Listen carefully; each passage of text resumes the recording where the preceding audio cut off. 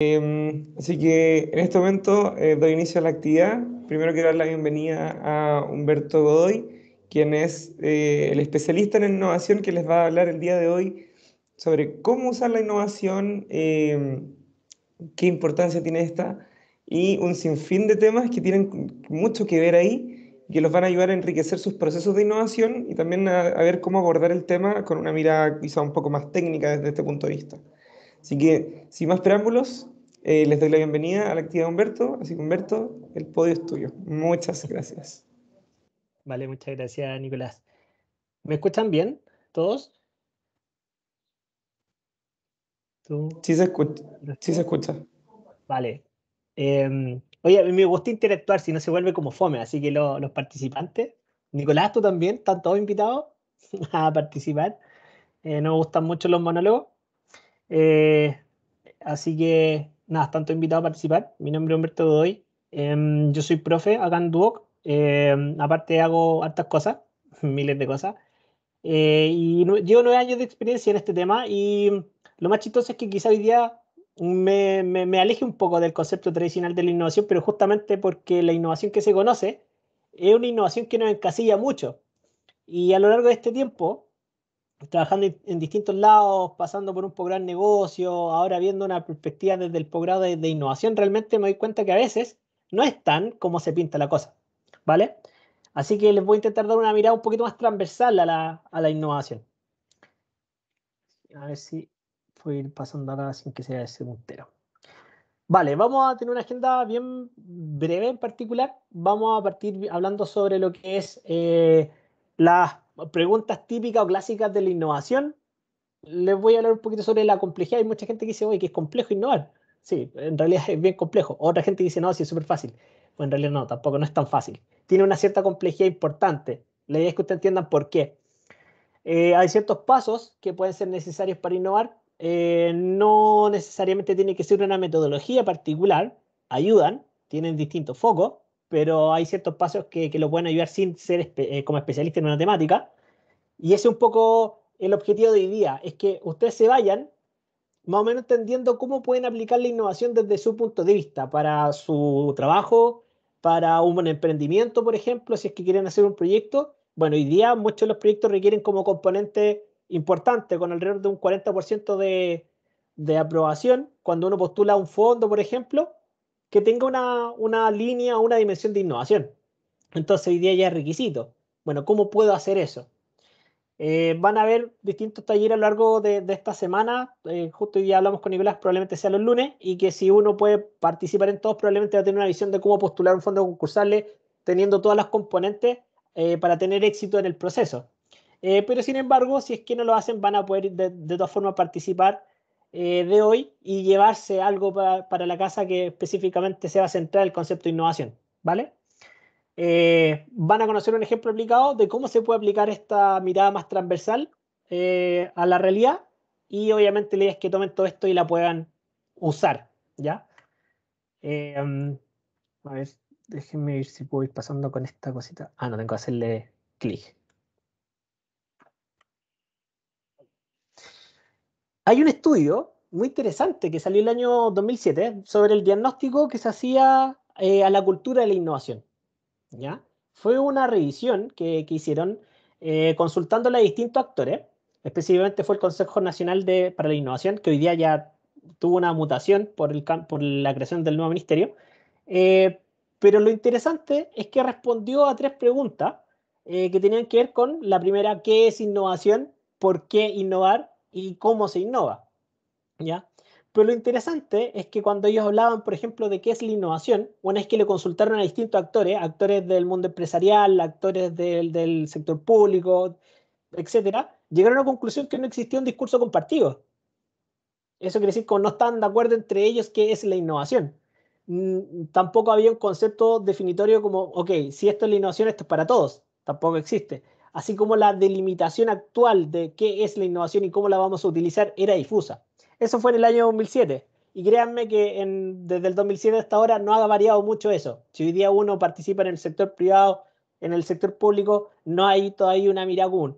Hay mayor acceso a la información, hay más luces, pero aún no, esa limitación difusa sigue siéndolo, ¿vale?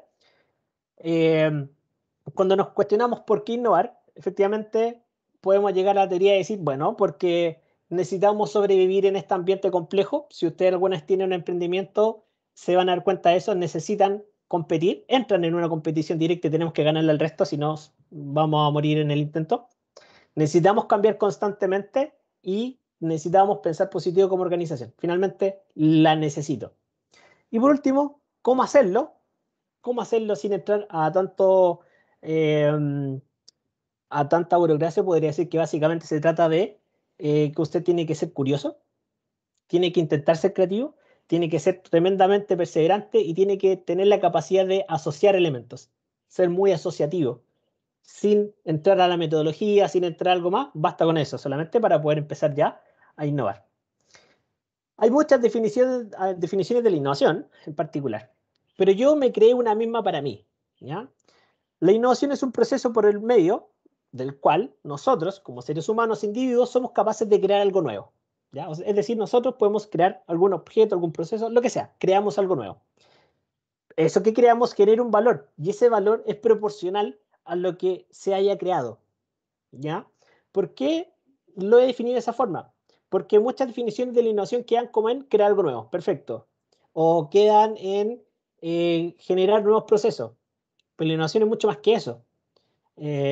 Por ende, creo que con esta definición podemos abarcar más o menos qué es la innovación en general y decir, ok, si yo creo algo que genera tal impacto, yo efectivamente estoy innovando, pero estoy innovando a un nivel así, ¿cierto? O si quizás voy en la calle y se me ocurre cambiar la ruta para el trabajo, quizás innové, hice algo nuevo. Cambié la ruta, yo no me estoy yendo por el mismo lugar, pero el impacto que tengo es menor, ¿cierto? Por ende, mi innovación va a ser más chiquitita, pero es innovación igual.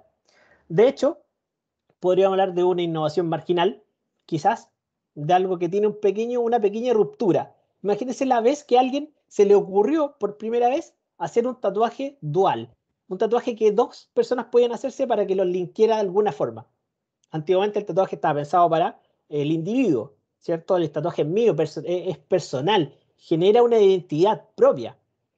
Pero de repente alguien dijo, oye, pero si hacemos un tatuaje a dos personas, pero que ese tatuaje tenga un significado que los una. O sea, hay una innovación, derechamente. Bien marginal, el impacto no es tanto, ¿cierto? Hay un impacto pequeño de dos personas.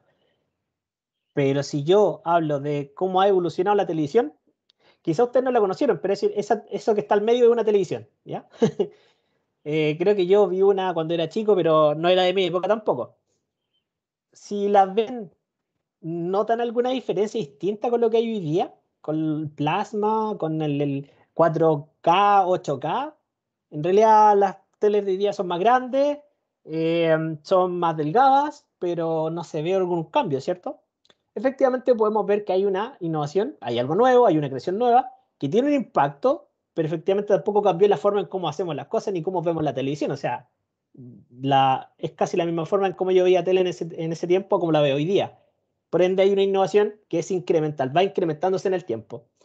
O, ¿qué pasa si hablamos de una innovación ya que genera impacto real, que genera un cambio en las lógicas de consumo, que cambia, que transforma una industria, por ejemplo? ¿Qué es lo que pasó con Uber? Llegó Uber y era un elemento prohibido en algunos países y en varios países en realidad se generó controversia, en algunos se aceptó, en otros no tanto. Acá llegó a irrumpir el negocio de lo que eran los taxis. Ahí estamos hablando de un impacto real, gigante, que cambió y generó una nueva industria. Es una innovación disruptiva. Por eso creo que el concepto de innovación un poquito más grande es solamente crear, sino que también depende de, bueno, yo creo, y hablo de individuo porque independiente que pensemos en una empresa, el que lo hace es un individuo, son personas también, ¿cierto? Entonces siempre hablamos de personas que crean algo y que dependiendo del impacto que genere ese algo nuevo, puede llegar a generar trascendencia como innovación. Ahora, hay un segundo punto que es el que hablamos. ¿Por qué innovo? ¿Cierto? Bueno, este caballero, Schumpeter, economista, se acuñó una frase que él la escribió en su libro de Capitalismo, Socialismo y Democracia, pero en realidad no es de él, era de un sociólogo anterior. Pero él decía algo muy, muy interesante. Básicamente, eh, aquel que cambie las lógicas de un negocio, justo lo que estamos hablando de Uber, ¿ya? Que llega irrumpe en una industria particular con un nuevo modelo de negocio, por ejemplo, como lo que pasó con Uber, básicamente lo que está haciendo es un proceso que se llama destrucción creativa. Y es un proceso cíclico que se genera constantemente a lo largo de todos los tiempos. Básicamente, ¿por qué no? Porque siempre va a existir la destrucción creativa y si yo no soy quien quiere estar perdiendo en el negocio, voy a estar un poco complicado, ¿cierto? Entonces, ¿por qué tengo que innovar? Porque tengo que en algún punto entender de que va a aparecer alguien en el mercado, en la industria, va a generar un nuevo producto o algún servicio que me va a dejar atrás. Sin entrar en muchos ejemplos y para explicar de mejor forma, qué mejor ejemplo de la destrucción creativa que estos dos puntos. En el antes, lo que están viendo es cómo antes mi generación, por lo menos, alcanzó a vivir cuando era chica, ir a ver películas.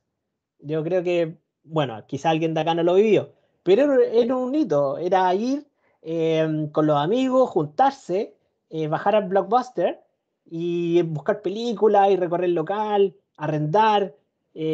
Había una cinta de este tipo que se llaman VHS y eso ya no existe hoy día. Básicamente me siento en el sofá, me coloco en la cama, coloco Netflix y veo la película que quiero.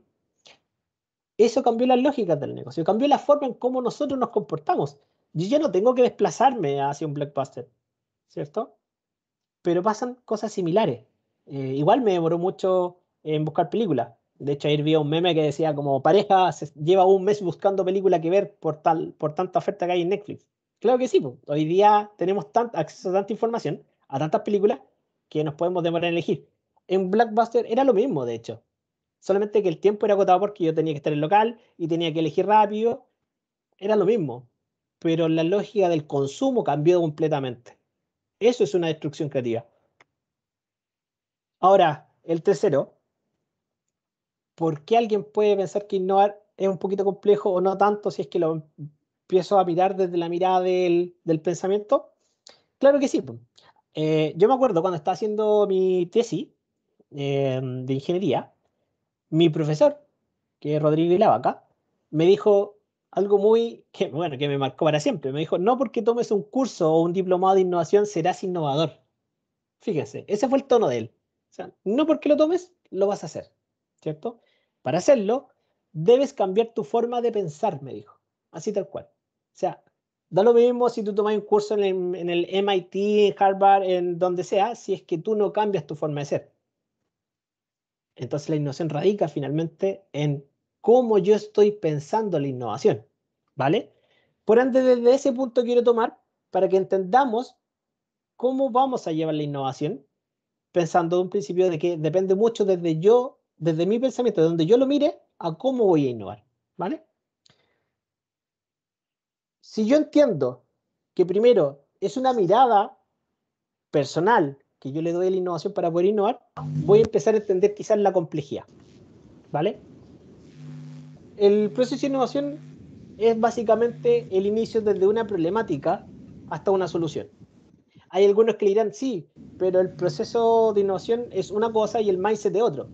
Completamente de acuerdo. Hay autores como Kenneth Kahn de la Universidad de la Commonwealth que dice, la innovación es un proceso, es un resultado y es un pensamiento. Toda la razón, coincido con eso. Sin embargo, siempre están relacionadas. Por ejemplo, un proceso de innovación lleva a que su resultado sea innovador, pero si es que usted, como le dijo mi profesor algún día, no tiene un mindset como preparado, un pensamiento de entender qué es la innovación, aunque usted haga un proceso no le va a servir. Por ende, creo, desde mi punto de vista, que los tres convergen en el mismo punto.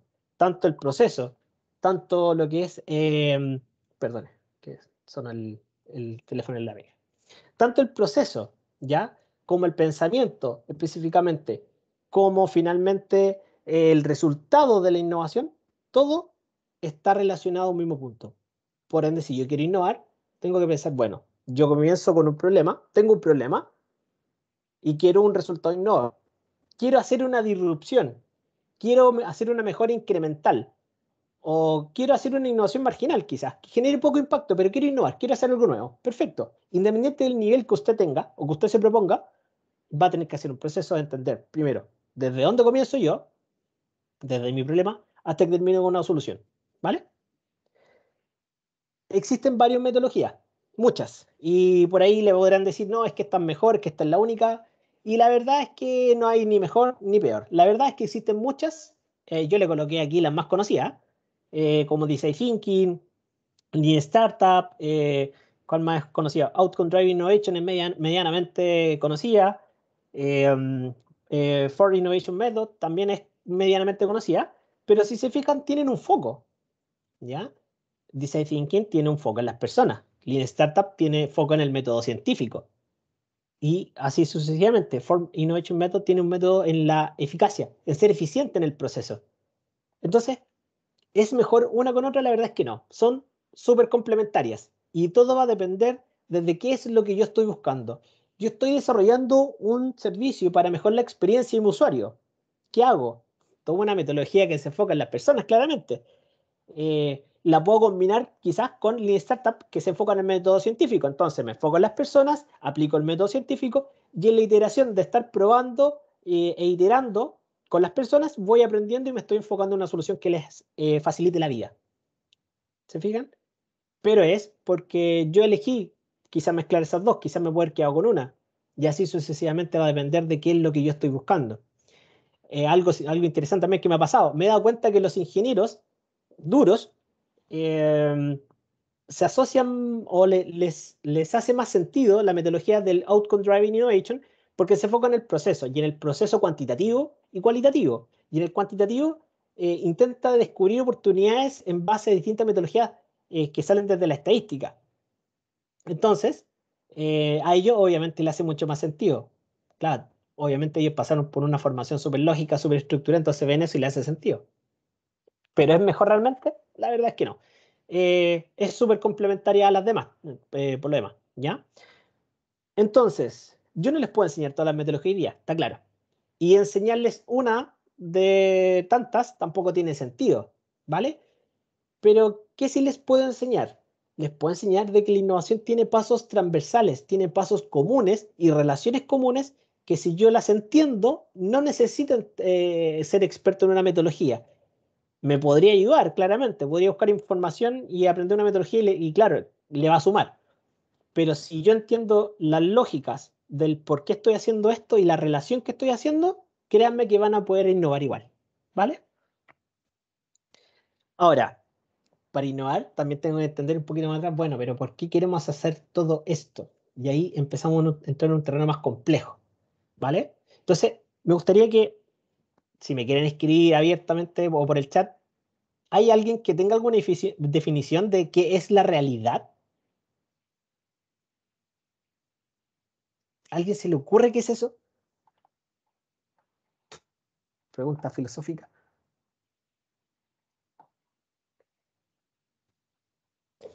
Yo siento que es algo bastante subjetivo porque tiene que ver con la percepción que tenemos todos del entorno.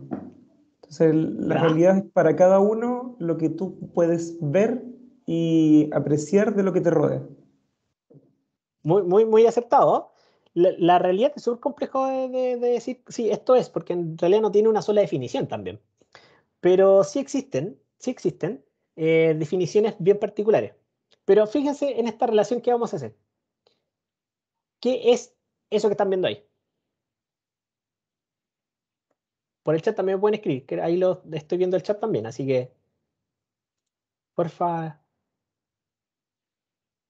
Yo ya les dije que a mí me gusta que participen, si no se vuelve fome. Zapatilla, zapatilla. Efectivamente, miren, dos personas coincidieron que es una zapatilla. ¿Habrá una tercera persona que crea que es una zapatilla? ¿Una quinta persona que cree que esto es una zapatilla? Qué interesante, ¿eh? Zapatilla. Objeto, zapatilla. Alejandro nos está escribiendo también. Una marca. Perfecto. Él ve una marca. ¿Qué pasa si avanzamos con el concepto de zapatilla? Y acá estamos viendo tres estilos de zapatilla. Distinta marca. ¿Qué sienten cuando ven la número uno? ¿Hay alguien que sienta o que perciba algo cuando ve la número uno? Ricardo, perfecto, deporte. Él percibe deporte.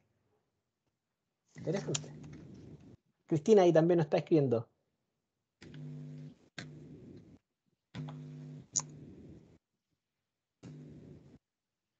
Como el escribiendo. Escribiendo.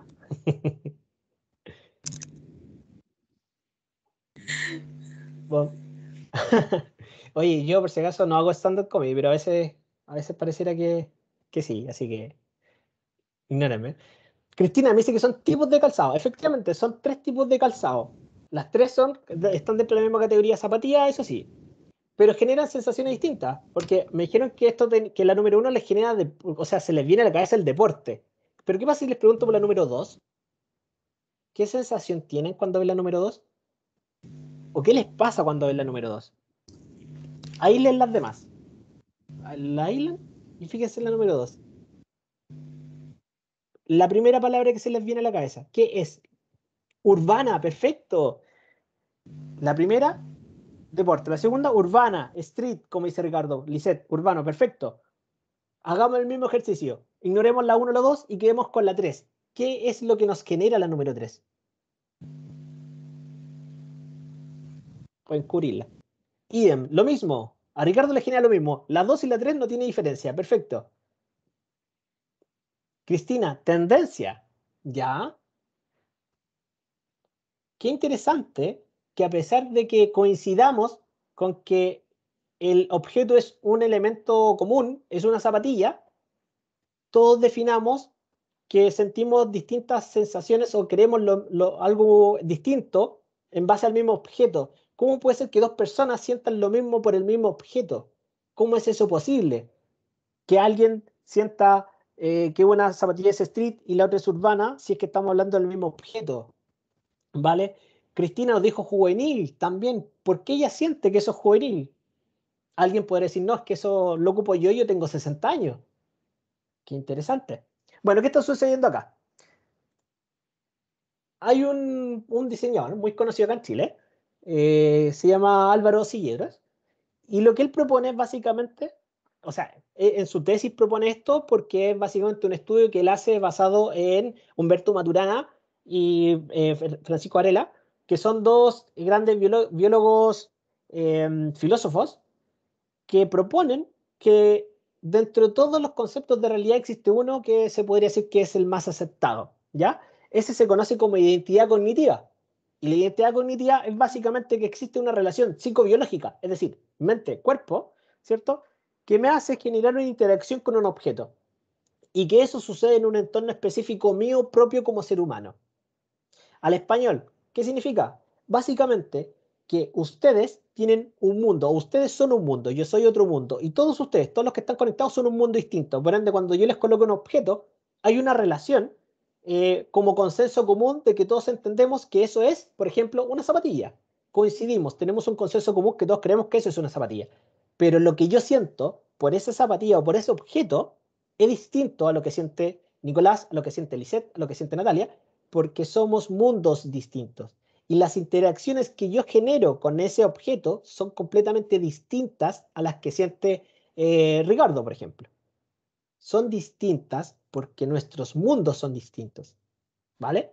Es como pensar en planeta Tierra, planeta Marte. O sea, en uno abunda el agua y el oxígeno, en el otro no. Claro, son mundos distintos, ¿cierto? Esto es exactamente lo mismo. Nuestros mundos generan una interacción completamente distinta, aunque sea el mismo objeto, ¿ya? Vean esto. Qué fuerte, ¿eh? Escríbame por el chat qué sintieron cuando vieron esto. Lo primero, no lo, no lo dijeran mucho. Lo primero que salga, láncenlo por el chat.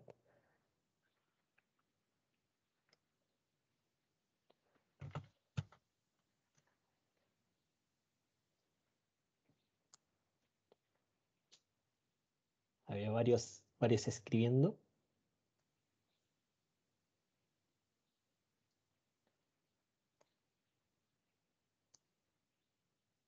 Pena.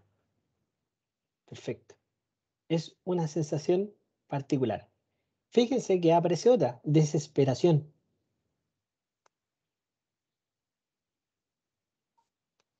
Me recordé de. Qué interesante que a pesar que todos estamos viendo el mismo objeto, que es un video, que es uno, fíjense, ojo con esto, es un objeto inerte por sí mismo. nos genera sensaciones distintas. Y eso es porque su mundo genera ciertas interacciones con este objeto, ¿vale? Pero esas interacciones que ustedes están generando no son las mismas que las de su compañero, ¿cierto? Alguien le generó pena, una angustia. De hecho, Ricardo, efectivamente lo dice, es una actuación. De hecho, eso es lo peor. Esto es un elemento inerte que es falso, eso no existe en la realidad. Pero aún así, ustedes tuvieron angustia, pena y desesperación.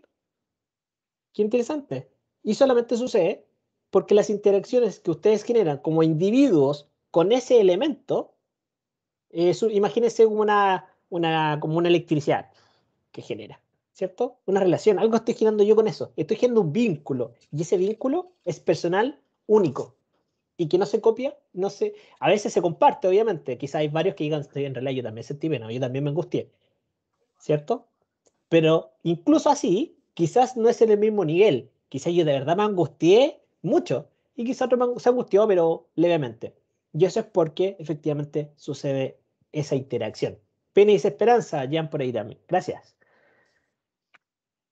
Vamos a avanzar. Bueno, ahí le había dejado como el espacio como que hizo su cuerpo y qué pensamientos tuvieron. Efectivamente, ustedes ya me comentaron qué sintieron. ¿Hay alguien que haya tenido una sensación en su cuerpo, que su cuerpo haya hecho algo? ¿Que haya cambiado algo en su cuerpo? La respiración, una lágrima, sus hombros bajaron, su cuerpo se relajó, porque ya sabemos que hay elementos de sentimiento como la desesperación, la angustia, pero ¿alguien tuvo una relación de su cuerpo? ¿Alguien tuvo una? Mira, qué bueno, Lisette, eso está perfecto. Lisette se rió. Es una reacción. Su cuerpo hizo eso, ¿cierto? Es una reacción del cuerpo. Y acá estamos bajando un poquito ese panfleto que les dejé de Álvaro Silleros, ¿cierto? De la investigación de Maturana y de Francisco Varela. Sintieron y su cuerpo hizo algo, una relación psicobiológica, como él decía, ¿cierto? Bueno, esa relación psicobiológica eh, la podría explicar de la siguiente forma muy simple. En la foto está clarísimo que están viendo algo en pantalla, me imagino, con un proyector, que ese es el que está al fondo, parece. Bueno, estos tipos que están en la foto generan una emoción, que es una respuesta biológica a un estímulo. ¿Cuál es ese estímulo? En este caso fue el video para ustedes. La parte del video de la película es un estímulo que yo les generé a ustedes, pero ustedes respondieron con una emoción, que es una reacción física, como Lisette. Lisette se rió. Esa fue una respuesta física a un estímulo que yo le generé. Sin embargo, también hay otro elemento que nace en base a ese estímulo, ¿cierto? Que es el sentimiento. Es decir, yo tengo una emoción y tengo un sentimiento. En este caso, es una respuesta más psicológica, que es la que ustedes me comentaron, como la angustia, como la pena, como la esperanza. ¿Cierto? Por ende, hay dos elementos que están interactuando. La emoción que está relacionada al cuerpo, el sentimiento a la mente. Relación psicobiológica. ¿Por qué esta relación? Bueno, ahí Cristina, perdón, se está adelantando, pero efectivamente, estamos justamente hablando de ese punto común. La observación que permite hacer procesos de empatía. Entendiendo que el ser humano es capaz de hacer estos dos elementos. Emocionarse y sentir algo por un otro. Pero recalco de que son mundos distintos. Fíjense en la cara de los demás. ¿Por qué no son iguales? Están viendo lo mismo, eso está clarísimo. Pero su cara no es la misma. De hecho, la señora que está más a la izquierda parece que ya no. Ella está viendo otra cosa. Los primeros tres sí. Pero su cara no es la misma. De hecho, el niño, el que está un poquito difuso, tiene una cara como... Esto ya lo he visto. No es nada nuevo. El caballero tiene una sensación como una cara de sorpresa, como wow, ¿cierto? Y la otra señora tiene una sensación como que no le agrada mucho esto, ¿cierto? Y podríamos interpretar todo lo que ustedes quisieran. Pero lo interesante de esto es que validamos que la hipótesis de que la identidad cognitiva es una de las explicaciones mayor validada frente a que eso es la realidad, donde los seres humanos como individuos interactuamos con un tercero de distinta manera, como nuestro mundo distinto, se valida. ¿Vale? Eso es lo importante, entender de que todos entendemos y sentimos lo mismo. Efectivamente, como dice Jan, cada uno siente emoción propia, mía, individual, y no la puedo compartir con otro. Y ahí, chicos, es donde radica la principal problemática de la innovación, porque cada persona es un mundo distinto. De hecho, lo dijo un caballero que hizo una obra, que a mí me gustó mucho, que la vi cuando era chico, y era cuando grande me enteré que él era un gran pensador. Y era una obra cómica, en todo caso. Pero efectivamente, cada persona es un mundo, si lo llevamos a la teoría de estos grandes pensadores, ¿cierto? Y eso es tremendamente complejo porque si yo quiero innovar, yo tengo que innovar para generar alguna innovación, algo novedoso, pero recuerden la descripción que les di. Va a depender del impacto que yo genere, el nivel de innovación que yo estoy haciendo. Por ende, si yo quiero hacer una gran innovación, yo tengo que impactar a más personas. Pero impactar a más personas significa meter el saco a todos estos mundos en un solo saco. Y eso es tremendamente complejo. Si yo entiendo que esa es la complejidad de la innovación, ahora solo me queda, bueno, ok, entiendo que todos son distintos, pero justamente ahí, como se había adelantado Cristina, puedo hacer ejercicios para poder empatizar y entender qué sucede en esa cabeza, ¿cierto? Y empezar a generar relaciones. Les voy a mostrar algunos pasos que son, por lo menos, necesarios para innovar sin meternos a las metodologías, sin pensar de todas las metodologías que les presenté, pueden hacer un proceso de innovación solamente fijándose en ciertos detalles. Como les dije, estamos en un camino, ¿cierto? Un camino que parte del problema a la solución. Cuando yo comienzo este camino con el problema, el primer paso que tengo que hacer justamente es entender el problema o, como bien dijo Cristina, empatizar. Empatizar es un concepto que obviamente es ponerse los zapatos del otro, pero está muy relacionado a la metodología de Design Thinking. Eh, pero básicamente es entenderlo y entenderlo bien. Es decir, entender todas las partes del problema. Porque un problema, claro, oye, a mí me cuesta hacer esto, ya, pero ¿qué más? Cuéntame más, ¿cierto? Un problema tiene muchas aristas, muchas dimensiones. Incluso tiene distintos afectados, ¿vale? Por ende, eso es lo primero que yo tengo que hacer. Ahora, ¿qué es un problema? Primer punto, si quiero solucionar el problema, tengo que entender qué es un problema. Básicamente, la RAE dice que es un conjunto de hechos o circunstancias que dificultan la consecución de algún fin. Es decir, todo lo que no me permita avanzar en lo que yo estoy haciendo es un problema. Entendido de esa forma, yo puedo definir que, bueno, en la realidad existen varios afectados, pero distribuidos o clasificados de distinta manera. Cuando ustedes son usuarios de algún servicio o de compran en alguna empresa y les pasa algo, son afectados. ¿Alguien ha comprado en los últimos meses algo online y ha tenido problemas? ¿Lo leo o lo escucho? ¿Lisette? Parece todo, con todo. Ya, ese es un gran problema. Ah, Ricardo con todos los despachos. Lisette, no. Perfecto. Ya, Ricardo, él ha tenido problemas con los despachos. En ese sentido, ¿qué está sucediendo? Es que Ricardo está siendo el afectado frente a un servicio con una empresa X. ¿Ok? Él está siendo el afectado. Por ende, si es que alguien quisiera solucionar eso, él tiene que entender de que él está desde el punto del afectado. A Nicolás también le ha afectado la calidad del objeto, realidad versus la foto.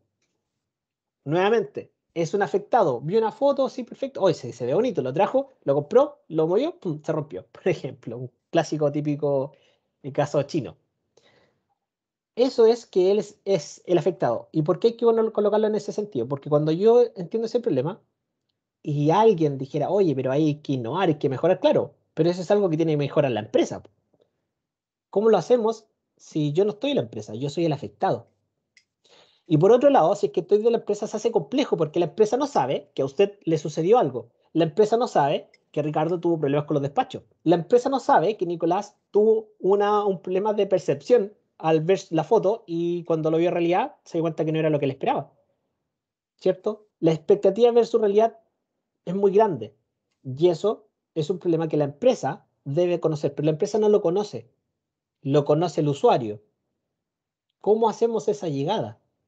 Bueno, y también están los emprendedores, ¿cierto? De que muchas veces los emprendedores están al medio. ¿Por qué? Porque son capaces de identificar, oye, acá hay un problema, solucionémoslo.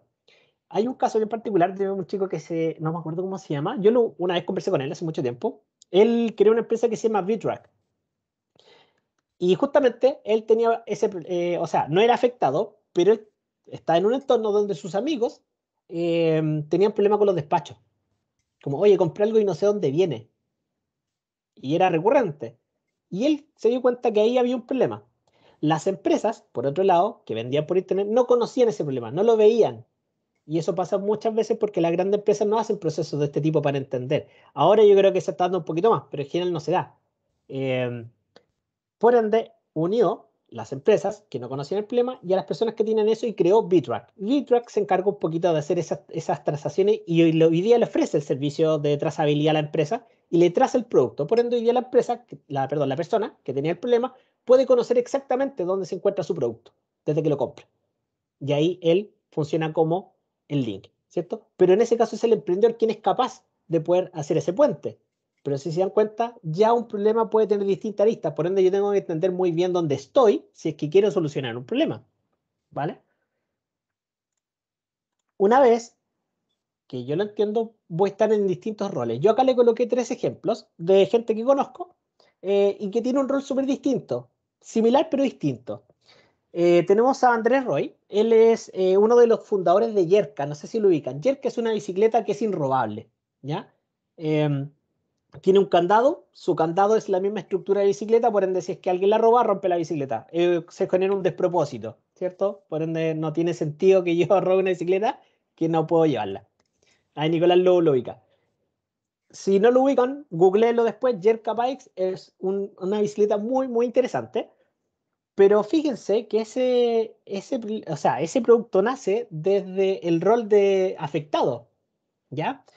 Andrés era estudiante de la Adolfo Ibáñez, este proyecto nació en su curso de emprendimiento, pero antes de eso, él sufrió el robo de su bicicleta como 3 veces, y sus amigos también, ¿ya? Él fue un afectado, y desde su rol como afectado, se propuso a solucionarlo. Fíjense, desde ser afectado, él propuso avanzar.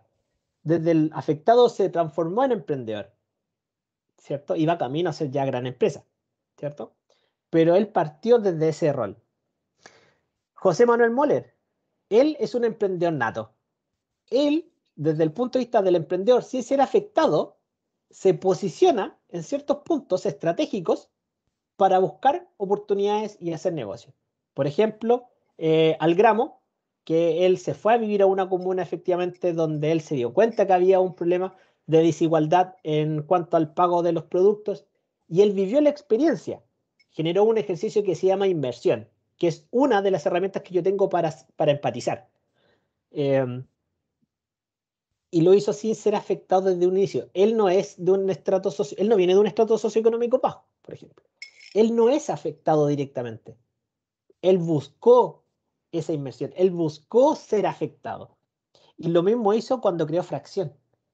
Él se posiciona como un observador del entorno, ve la oportunidad, linkea, listo, es un emprendedor nato. Y por último tengo un ex colega, amigo, en realidad que trabajamos cuando éramos chicos, en una academia de emprendimiento en el año 2009, de hecho, en la Santa María, hace mucho tiempo. Y él hoy día es gerente de productos digitales en Ripley. Hoy día él cumple un rol como ser un intraemprendedor. Y ese intraemprendedor es estar en la empresa, desde el rol de la empresa, y buscar soluciones a problemáticas que tiene la empresa. Es decir, intentar observar qué le sucede a esta gente. Usted compró en Ripley, me fue mal, no me llegó el producto, me llegó otro, me suspendieron. Todo eso él tiene que intentar hacer el link y entenderlo. Es súper complejo, si es que no lo vivo. Pero ahí es donde empiezan a aparecer los links. Quizá un emprendedor podrá ver la oportunidad. Pero si se dan cuenta, ya abordar el problema desde donde yo esté no es lo mismo siempre. ¿cierto? Y va a depender de qué mirada lo está haciendo. Por ende, cuando ustedes lo vayan a hacer, tienen que entender dónde estoy y desde qué punto lo voy a solucionar. Hay una frase que es clásica. Enamórate del problema, no de la solución. Y eso es tremendamente verdad. Si es que yo voy a proponer soluciones por proponer soluciones o tecnología por tecnología, la verdad que carece de sentido. Yo tengo que enfocar todo mi esfuerzo en entender el problema y cuando lo logre, probablemente me vaya muy bien. Y quizás voy a gastar mucho tiempo en entender el problema, pero cuando tengo que proponer soluciones voy a gastar menos. ¿Ya? Yo les traje una especie de fórmula que yo creo, un personal creación mía, que yo creo que si uno sigue estos pasos, puede alcanzar la innovación sin meterse en una metodología. Ahora, claramente, si es que yo extraigo ciertos elementos de acá, podría empezar a asociar las distintas metodologías. Pero fíjese que acá no tiene que ser ningún experto en metodologías para poder aplicar innovación.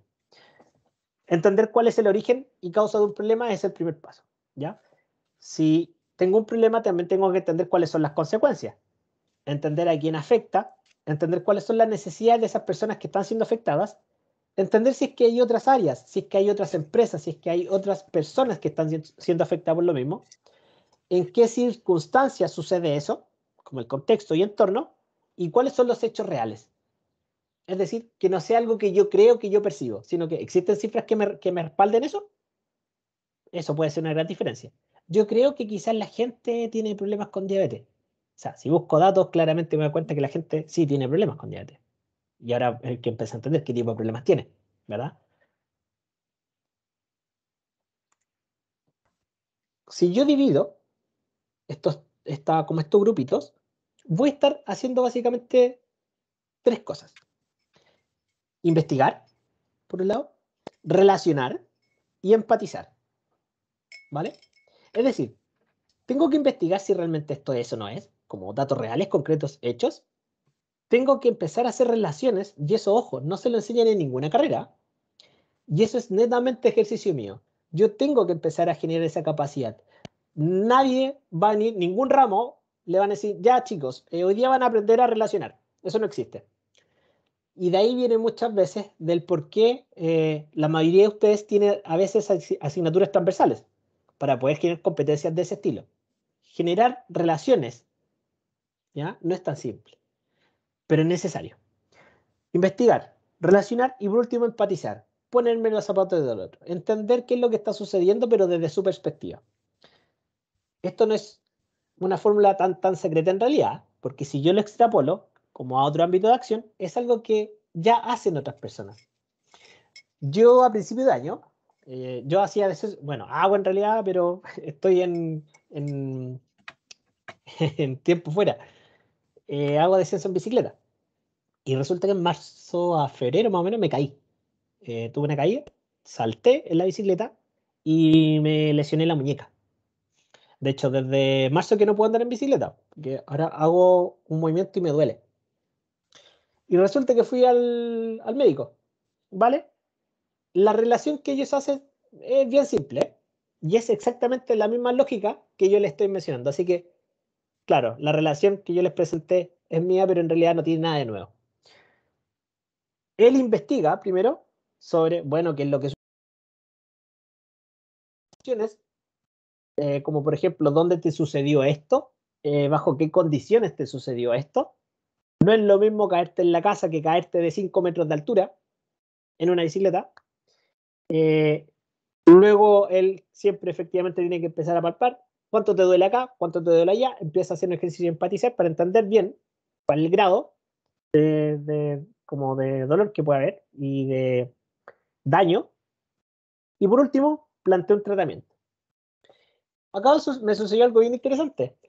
Resulta que fui a un médico que, que la verdad que no hizo, yo creo que los primeros, el paso 2 y 3.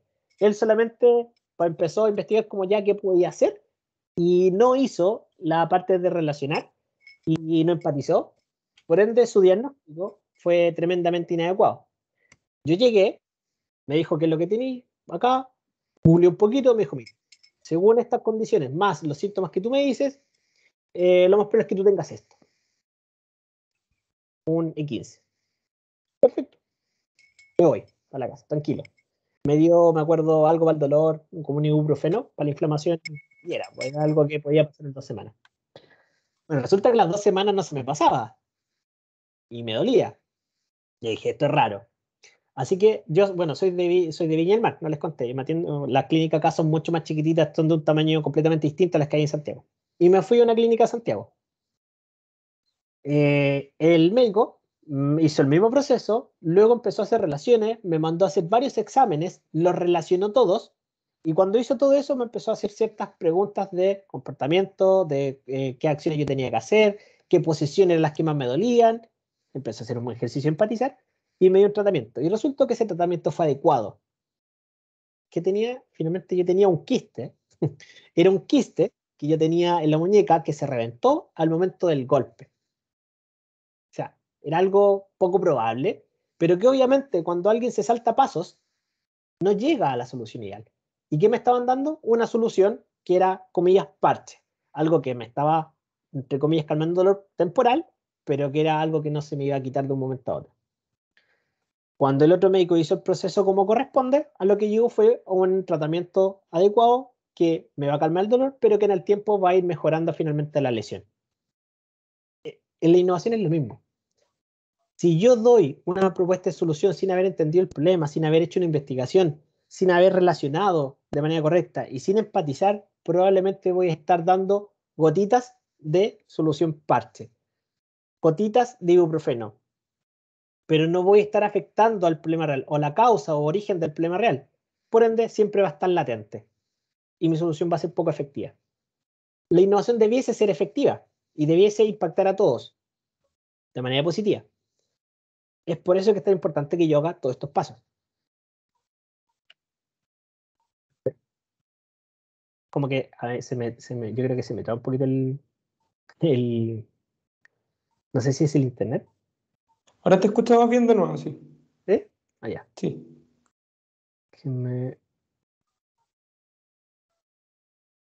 Oh, parece que esto se pegó. Ustedes ven la misma lámina, ¿cierto? Sí, es la misma lámina, profe. Sí. A ver, voy a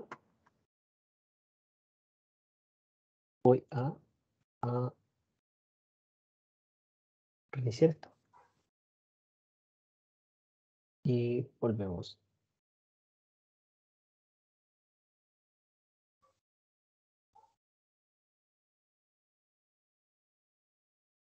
De una ley de Murphy, siempre se te pega en los momentos menos indicados.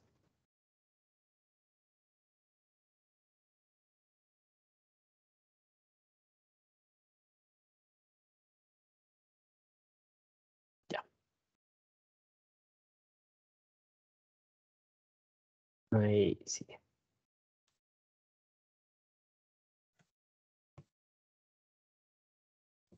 Voy a compartirles nuevamente.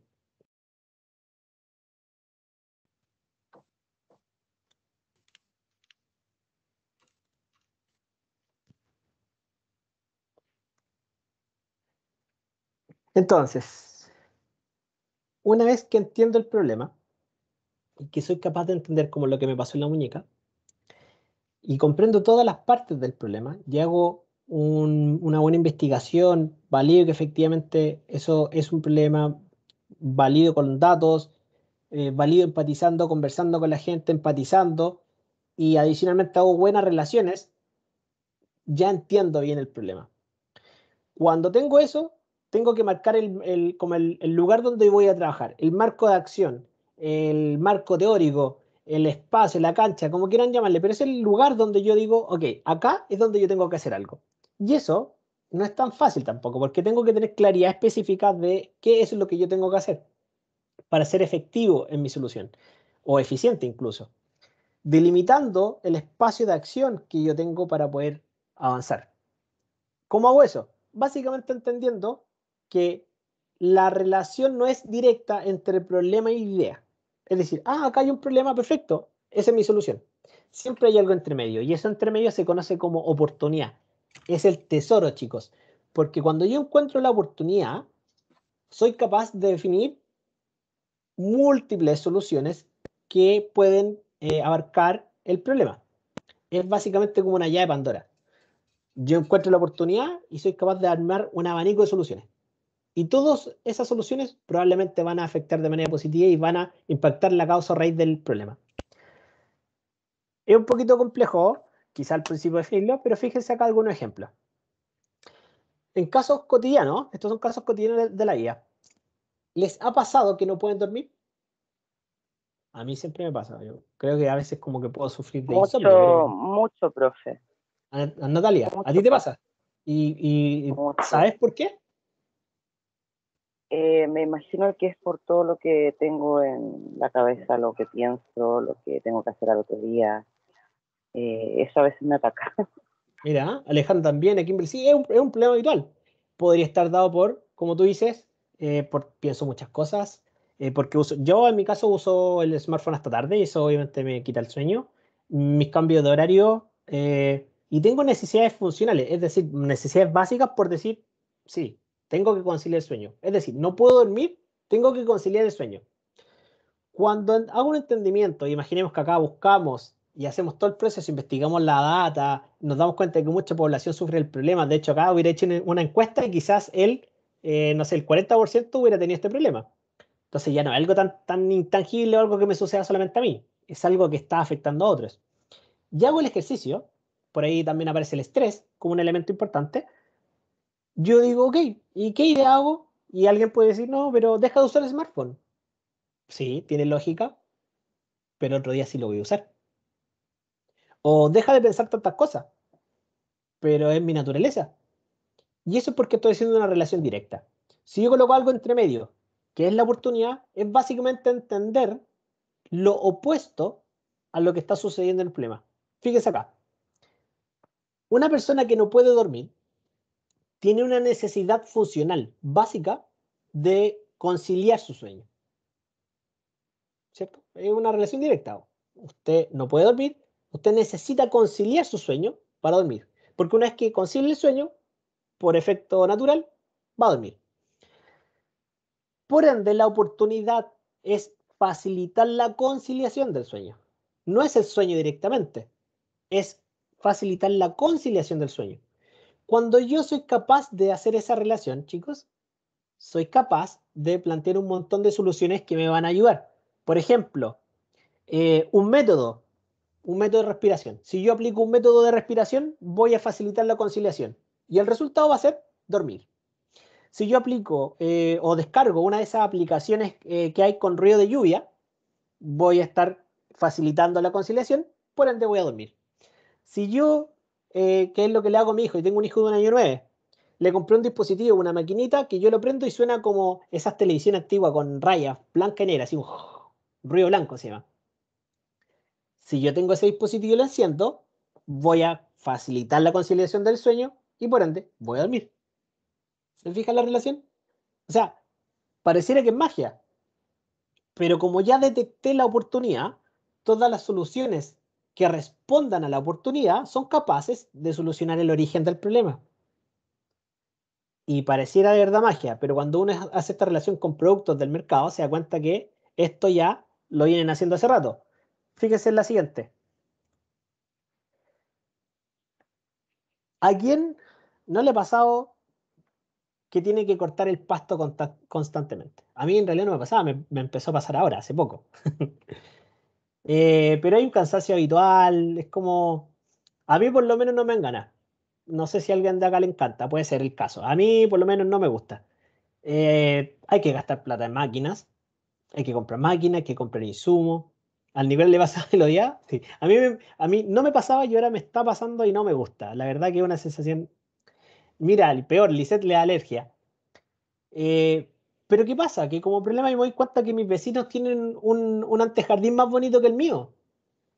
Interesante. Hay algo emocional ahí, ¿cierto? Hay una necesidad emocional específica de mi parte por tener el jardín más bonito que el de al lado. Existen tres tipos de necesidades que yo podría categorizar acá. Funcionales, es decir, por ejemplo, en un auto yo quiero que vaya de un punto A a un punto E. Emocional, yo quiero sentirme joven, quiero sentirme rápido, por ende voy a comprar un auto que haga eso, o quiero sentirme seguro.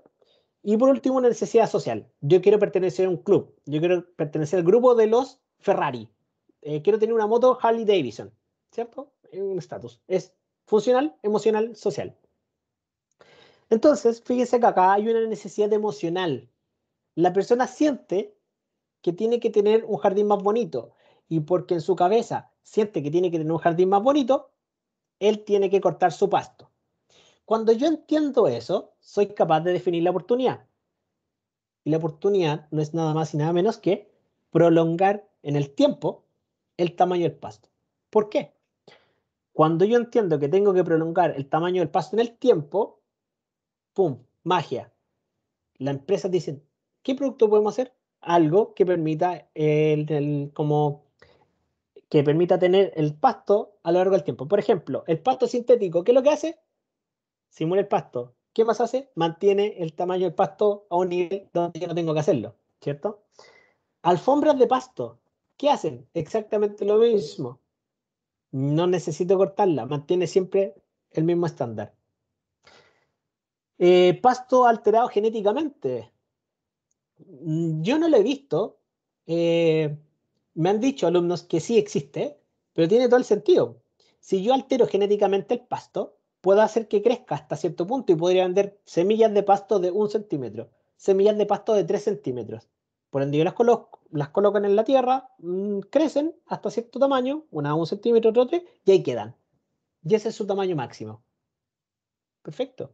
No tengo que cortarlo siempre. Lo compro una vez, lo instalo y me olvido. Y es pasto natural. ¿Se fijan? Entonces, si yo entiendo la oportunidad nuevamente, soy capaz de entregar propuestas de solución a esa oportunidad. Y directamente voy a estar matando al problema porque estoy atacando su raíz. No estoy atacando al problema en sí, estoy atacando a la raíz del problema. Eso es lo que tenemos que entender. Cuando yo tengo un problema, no tengo que atacarlo. Yo tengo que atacar la raíz de ese problema. Tengo que entender por qué pasa y atacar eso, atacar el por qué pasa.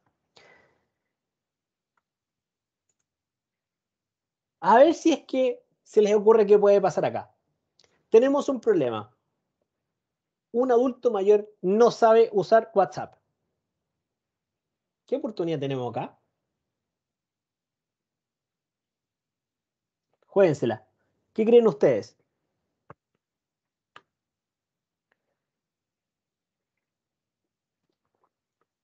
El adulto mayor no sabe usar WhatsApp. Es un clásico esto. Mis papás. A mis papás les pasa. Y me imagino que, bueno, ustedes son más jóvenes quizás. Pero es recurrente que los adultos mayores no saben usar WhatsApp. ¿Qué oportunidad podríamos tener ahí?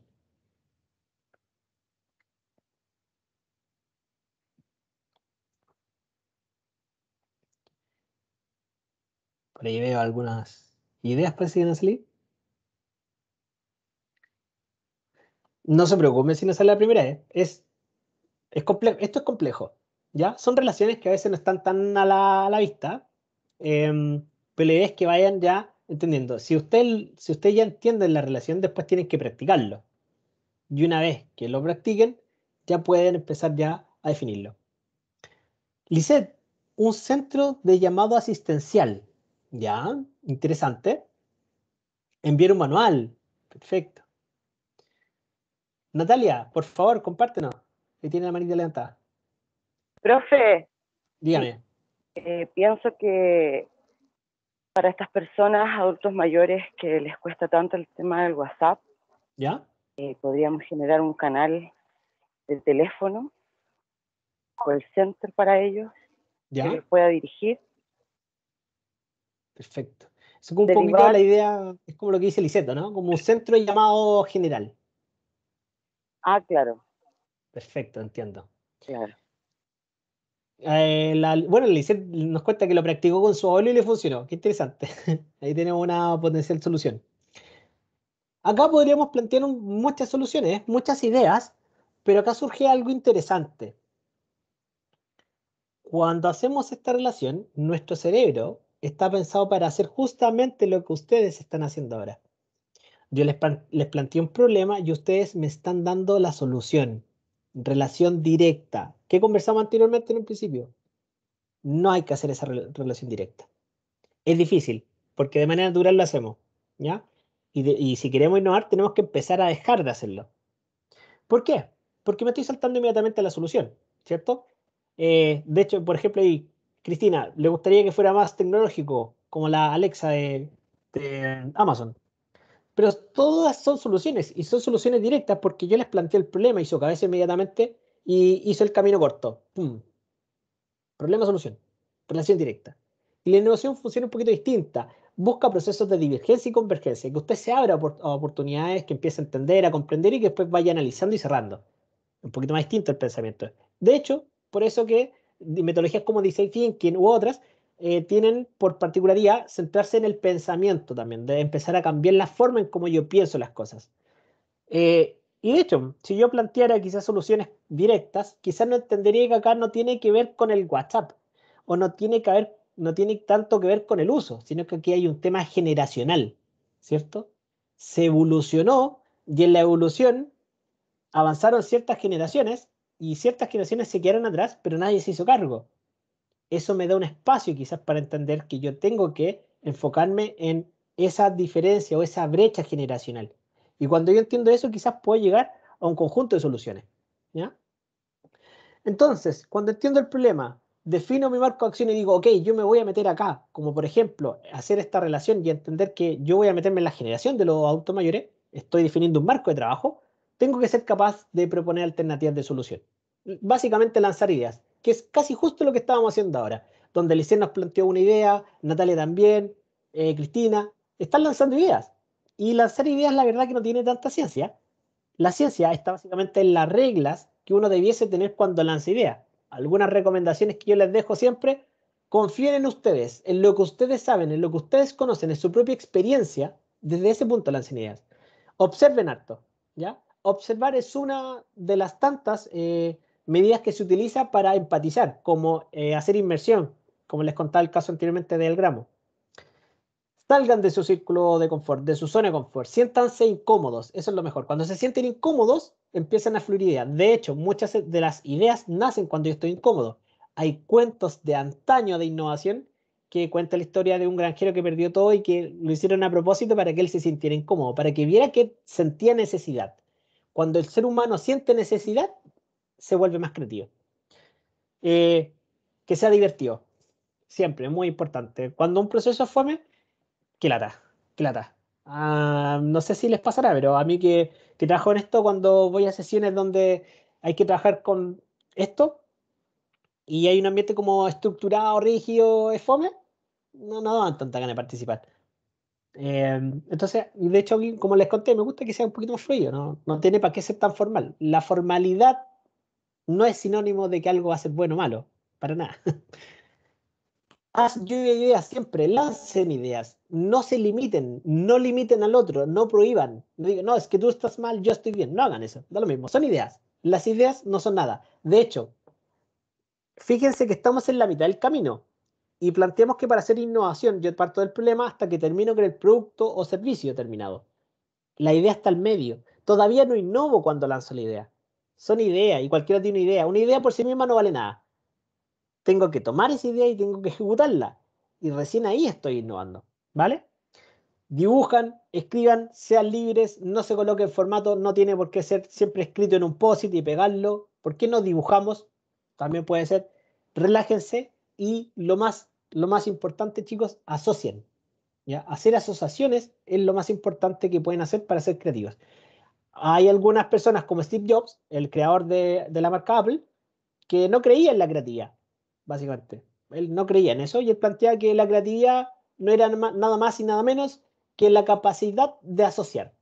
O sea, yo soy capaz de asociar dos cosas, punto, soy creativo. Y en cierto punto tiene harta razón. La asociatividad, al igual que lo anterior que hablamos, también es un elemento transversal. No se lo van a enseñar en ninguna asignatura y es una habilidad que usted tiene que trabajar y que muchas de estas que le estoy mencionando son habilidades mal llamadas blandas y que de ahí viene mucha importancia que ustedes las trabajen, porque cuando salgan al mundo laboral, hoy día se están exigiendo mucho más que las técnicas. Una vez que se junte con su equipo y lance muchas ideas, tiene que ser capaz también de decir, bueno, tenemos muchas ideas ahora. Imagínense que lo logró y sacó muchas ideas. Tiene que definirlas. tiene que centralizarla, tiene que lograr pasar de 100 ideas a 10, a 5, a una si es posible. Y eso no es fácil. Yo les recomiendo esta herramienta que están viendo, que siempre les va a servir para definir qué idea es mejor que otra, básicamente haciendo una brecha, ¿ya? Como un eje cartesiano, básicamente dividiendo en dos ejes lo que es la factibilidad y la innovación. Y yo siempre asocio la factibilidad a money, a dinero. ¿Por qué? Porque el dinero puede comprar otras cosas, como por ejemplo tecnología. Entonces no tiene sentido que yo me limite por tecnología si con plata puedo comprarlo. ¿Se entiende la relación? Solamente por eso. ¿Existen mejores procesos? Claro que sí, pero este es muy simple. Fíjense que yo puedo decir desde la línea horizontal hacia arriba, plantear que todo lo factible es algo que me cuesta menos de 25 millones. Profe, ¿y por qué 25 millones? Muy simple, porque hoy día uno se puede conseguir 25 millones con un fondo concursable. Y no es tan difícil como la gente cree. Ya no es muy fácil, pero no imposible. Pero si empezamos a subir 30, 50, 60, 100 millones de pesos, difícilmente se va a poder conseguir un financiamiento por tanta plata en la primera vuelta. Muy difícil. Excepto que de verdad encontró algo, pero que nunca nadie había visto. Como un Google, por ejemplo. Que llegaron los tipos y dijeron, aquí les traigo lo que no existe en ningún otro lado, que era el algoritmo de búsqueda. Y que efectivamente, en ese momento de la historia, no existía ningún algoritmo de búsqueda como el que ellos tenían. Si llegan con algo así, claro, ellos levantaron 25 millones de dólares en su primera ronda de inversión. Eso es más difícil, ¿ya? Por ende, de la línea horizontal hacia arriba, menos de 25 y sobre 25. Inmediatamente yo puedo decir qué es factible y qué no es tan factible. Ahora con la innovación. De la línea vertical hacia la izquierda, yo puedo decir que todo eso no es innovación y hasta casi es innovación. ¿Cómo lo puedo separar? Yo siempre le recomiendo a mis alumnos que hagan una búsqueda rápida por Google. Hoy se me ocurrió hacer unos juguetes de madera reciclada. Qué buena idea, ¿cierto? Busquémoslo en Google y va a encontrar 10 emprendimientos de eso. Ya ahí dejó de ser tan innovador. ¿Ya? Entonces, con eso yo inmediatamente, fíjense, con dos ejercicios, ponemos un límite de plata y buscar en Google, puedo inmediatamente armar y colocar todas mis ideas en un mapa que fácilmente me va a poder entregar qué ideas son buenas. Ahora, ¿con cuáles ideas me tengo que quedar? Se preguntarán ustedes. Con todas las ideas que están en el cuadrante hacia arriba y cruzado, como se dice, hacia arriba y hacia la derecha. ¿Por qué? Porque son ideas, no sé si pueden ver mi mouse ahí, son ideas que son factibles, es decir, cuestan menos de 25 millones, y son innovadoras, es decir, no las encontré en Google, ¿ya? Y Google hace buena búsqueda, entonces, algo hay, algo hay. Idealmente, si tengo poquitas, siempre puedo irme a la que está más al extremo. ¿Por qué más al extremo? Porque es la que me cuesta menos y es la que es más innovadora. ¿Se fijan? Y con eso puedo pasar de muchas ideas, meterla en una matriz y decir, ok, aquí están las mejores ideas. Y este ejercicio es muy simple, rápido y cualquiera lo puede hacer. Eso es como un poquito lo que busqué, que vieran herramientas que se pueden hacer, que cualquiera puede hacer. ¿Ya? Luego, desarrollamos la maqueta y la maqueta es básicamente la representación gráfica tangible de lo que ustedes pensaron. Es decir, toman 100 ideas, las meten a este filtro, cruzan, el profe me dijo 25 millones, acá, listo, lo hago, me sale una idea, me quedo con esa idea. Y esa idea es hacer un nuevo celular, por decir algo. ¿Qué tengo que hacer ahora? Una maqueta, ¿ya? Maqueta más conocida en este mundo como prototipo para que hagan la equivalencia. La maqueta es yo lo llamo maqueta a veces porque es un elemento más transversal que todos hicimos en algún momento cuando éramos pequeños. Así que todos conocen qué es una maqueta. ¿Algunas recomendaciones para hacer la maqueta? Bien simple. La maqueta tiene que siempre representar su idea, ¿ya? ¿Por qué? Porque puede utilizar esa misma maqueta para probar, puede utilizarla para fracasar rápido, pero barato, eso es lo importante, y tantas veces como sea necesario. Es decir, hago una maqueta con conos de lado, o sea, con esos conitos de papel higiénico, con pegamento. De hecho, yo una vez hice una maqueta con Plumavit, yo estudié diseño primero, antes de ser ingeniero estudié diseño, y me hicieron hacer una maqueta. Y yo hice una maqueta de Plumaví.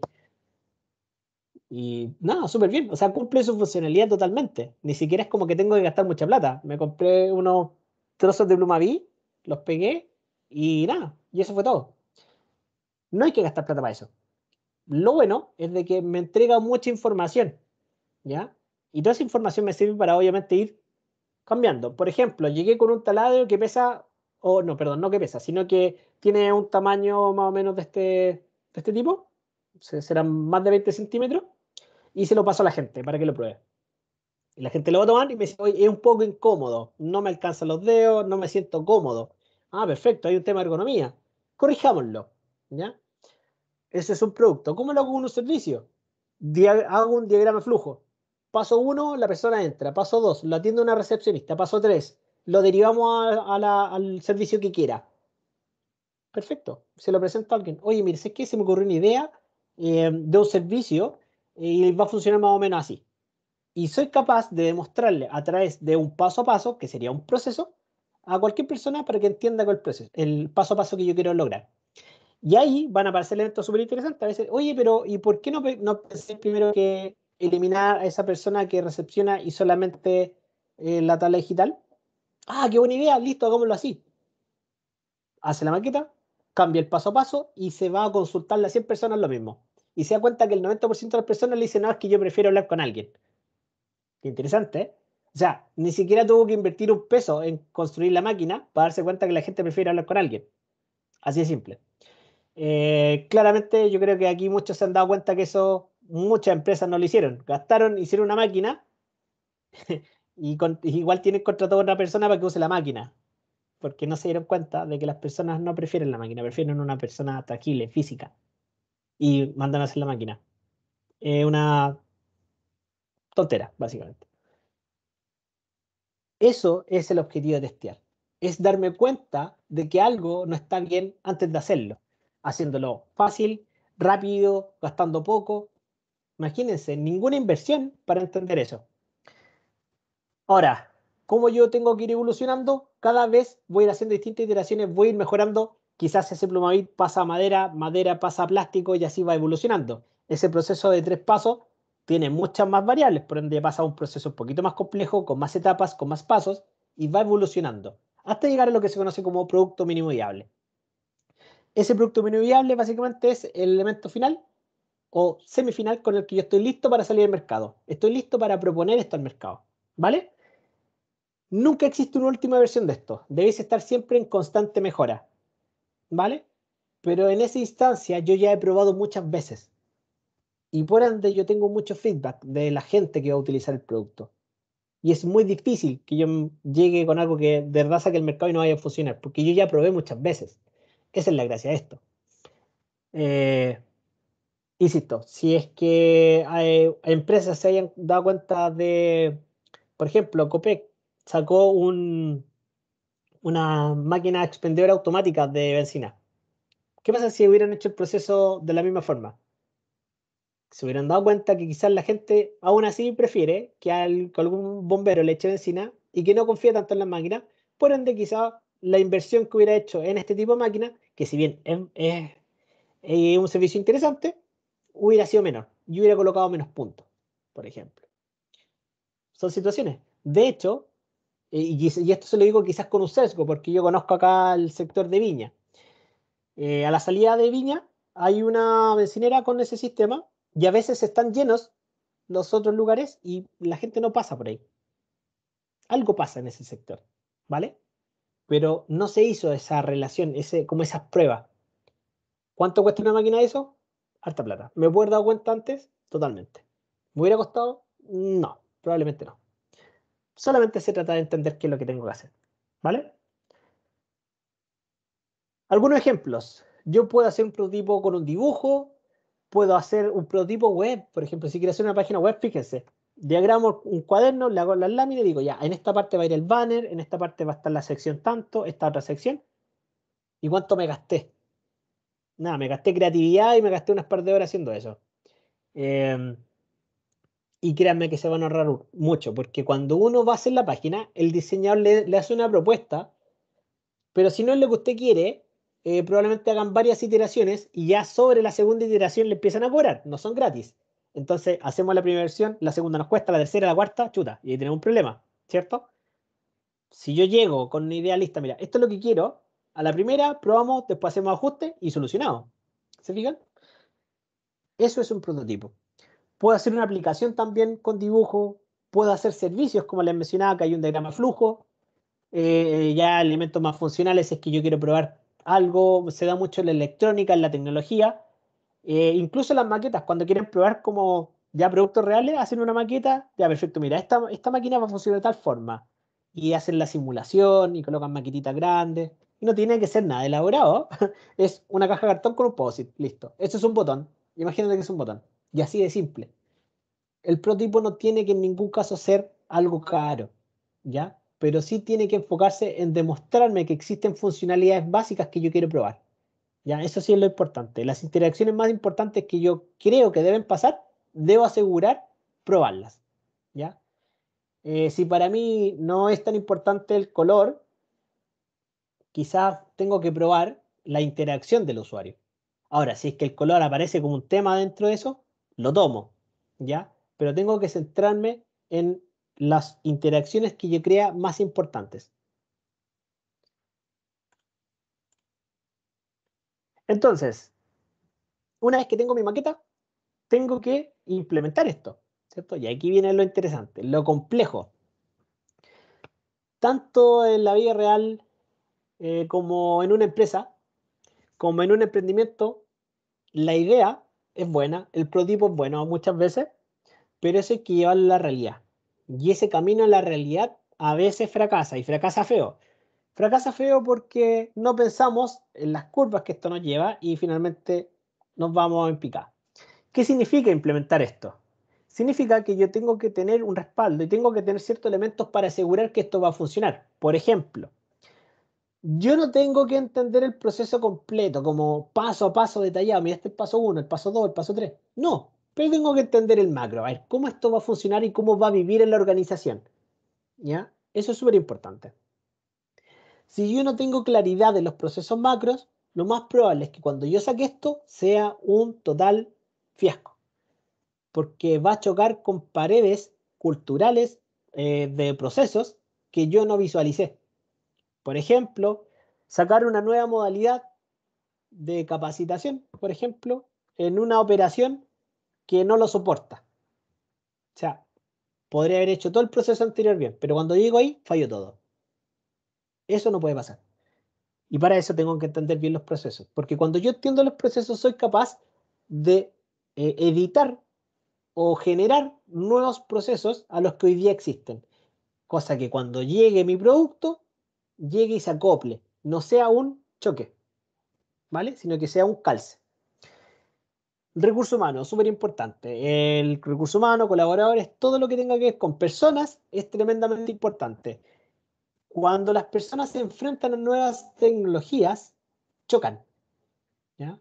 Dependiendo de la generación, el choque va a disminuir. Si yo soy más joven, probablemente mi choque va a ser casi nada.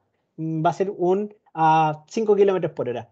Pero si yo tengo 50, 70 años, 65, por ejemplo, un hombre de 65 años que todavía está en época laboral y se enfrenta a una tecnología que no ha visto, va a ser un choque a 120, 180 kilómetros por hora quizá. O sea, pasamos de 5 a 180. ¿Cómo pasa eso? Pasa porque somos generaciones distintas, tenemos niveles de adopción distintos, ¿vale? Eh, si yo no entiendo que las generaciones adoptan distinto la tecnología, por ejemplo, voy a tener problemas de este tipo, porque no los capacité, no generé inducción, lanzo mi producto nuevo pensando que va a ir al estrellato, derecho al éxito, y me doy cuenta que la gente no sabe usarlo. Si a alguien de ustedes le gusta leer, léanse Lean Startup. Yo la mostré como una de las metodologías y en ese libro el creador de la metodología cuenta una historia que tuvo en una de sus primeras empresas. Y su historia es justamente eso. Lanzó un producto para ellos exitoso. Era la cream de la cream. Era un producto que iba a romperla en ese momento. Ellos querían desarrollar un software, sí, bien digo, un software que era complementario a Messenger. ¿Alguien de acá conoció Messenger? Ya, yo le digo en naturalidad, pero Messenger era de mi época. ¿Lo oigan? O MSN, MSN. Sí, lo alcanzo a Perfecto, usarlo bien. también. Nicolás, bien, gente de mi generación. No me siento tan solo ni tan viejo. Messenger era, por definición, la red social para conversar con amigos que todos usábamos en esa época, hace muchos años atrás, como cuando no existía Facebook. Y lo que planteaba este tipo era crear un complemento para ese Messenger. Lizeth le da nostalgia. Sí, yo creo que a todos en algún momento nos da nostalgia. Con los zumbidos, por ejemplo, esos zumbidos que teníamos. Entonces, ese software, que iba básicamente a ser un complemento, iba a permitir que yo le escribiera a mis amigos de Messenger y aparte le escribiera a gente que no conocía en Messenger. Y ellos dijeron, la vamos a romper. Estuvieron trabajando de cabeza en eso y cuando estaban a 6 meses de lanzarlo, se dieron cuenta que no les queda tiempo, empezaron a sacarle funciones, se estresaron, nivel estrés Dios, y cuando llegaron a la etapa de entregar el producto, adivinen, ¿qué sucedió? ¿Qué ocurrió con eso? ¿Quién se la juega con algo? No aprendió. No aprendió. No aprendió nada. De hecho, no aprendió a tal punto que la gente ni siquiera lo probó. O sea, estaban tan preocupados que su software estuviera bien porque le habían sacado tantas cosas, funcionalidades, características para terminar a tiempo, dentro de los 6 meses que le quedaban, que estaban súper preocupados que el producto no le gustara a la gente. Y cuando salió la gente no lo usó, ni siquiera lo utilizó. Y fue como un desplome completo, uno de los grandes fracasos que él cuenta, y cuando hacen después la revisión, se dan cuenta que las personas ni siquiera sabían usarlo, o sea, habían unos botones que ellos no le hacían sentido, la gente decía, ¿qué hago con esto? ¿Para qué es ese botón? ¿Qué hace? Y le explicaban para qué servía y aún así la gente no entendía. O sea, estaban en niveles de tecnología completamente distantes. El timing es tremendamente importante. Si yo no calzo, pasa esto, ¿no? La primera cámara fotográfica que se conoció fue como del 1980, en los años 80 se comercializó, pero la primera real cámara digital salió en el 60 y tanto, 64, y la sacó Kodak, que es la empresa que se considera menos innovadora. La gente estaba acá, Kodak sacó un producto por acá arriba. Exactamente lo mismo. Un pésimo timing. Cuando hay un mal timing, la gente no entiende qué hacer con esa tecnología.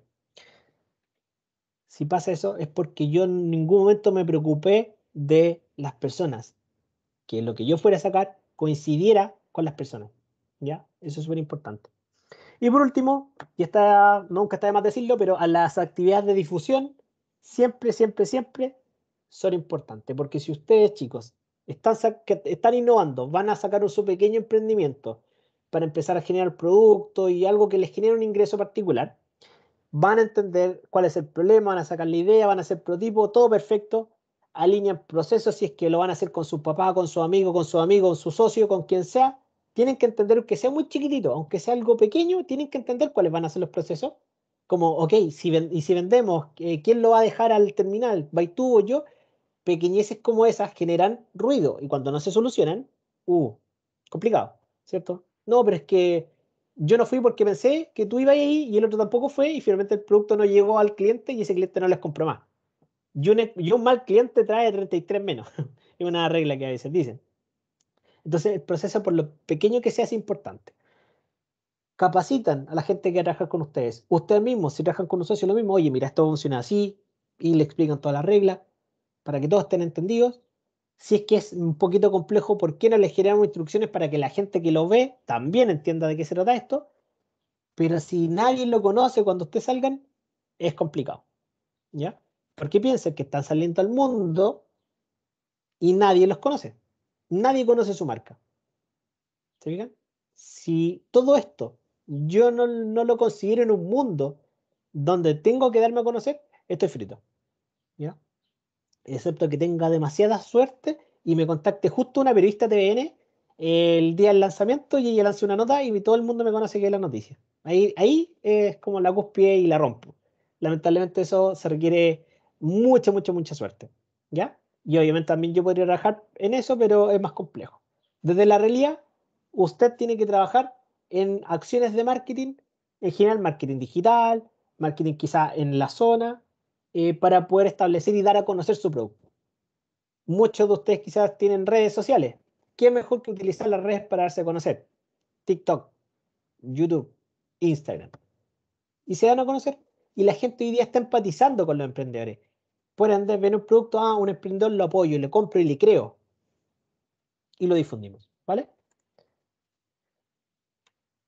En resumen, ustedes pueden innovar sin conocer ninguna metodología, pero haciendo ciertas razones lógicas, entendiendo el problema, definiendo el marco de acción donde van a trabajar, proponer propuestas de solución, elegir una y desarrollar su prototipo y finalmente pensar en cómo lo van a hacer y cómo lo van a implementar. Y si siguen todos esos pasos, probablemente van a estar innovando.